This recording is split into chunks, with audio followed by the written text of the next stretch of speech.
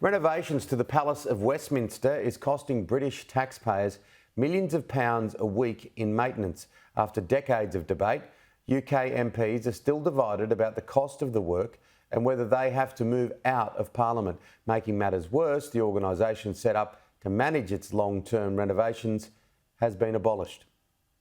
The old Palace of Westminster burned to the ground in 1834.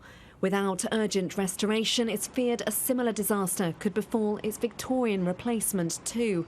But now the organisation set up in 2018 to manage the huge renovation project has been scrapped after estimating the bill would reach £7 billion at least. I could weep for the 5 years we've lost. Now we have no sponsor body, no plans to carry out the work, and still argument about whether we should stay in the building while the work is done or not. This is not about us as MPs, it's about the building that belongs to the country. Without full-scale restoration, the current bill just to keep the building safe is £2.5 million a week. Though around-the-clock fire patrols and work to repair crumbling masonry is constantly underway.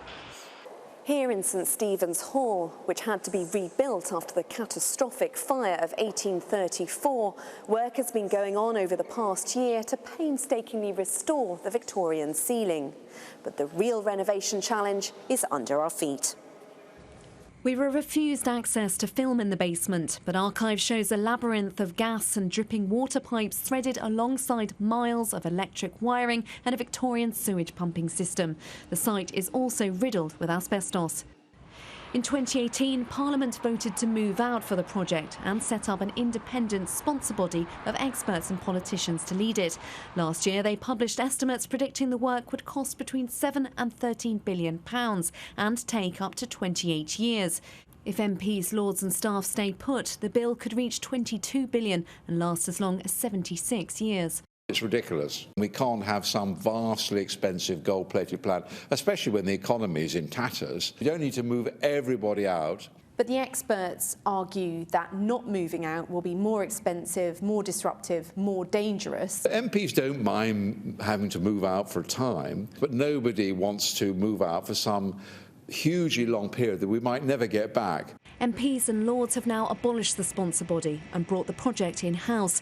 Meanwhile, debate continues about where they'd even move out to, with millions spent on plans for venues in London, but ministers also suggesting York or Stoke-on-Trent. We just need to crack on and do it, and instead we circle back round all the time and change decisions. There's been something like over 50 fire incidents in the recent decade, and any one of them could have resulted in a kind of Notre Dame style absolute burning down of the palace.